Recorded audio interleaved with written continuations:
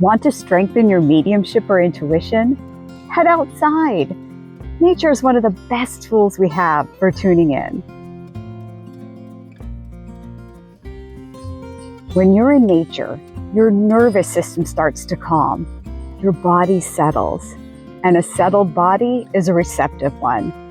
That's when we start to listen deeply. Nature clears the mental clutter. When the mind quiets down, the soul speaks up. That quiet whisper you hear, that's your intuition coming online. The earth, animals, the elements, they're not just background noise. They're allies, messengers. They remind us how to be still, how to pay attention, how to trust what we feel.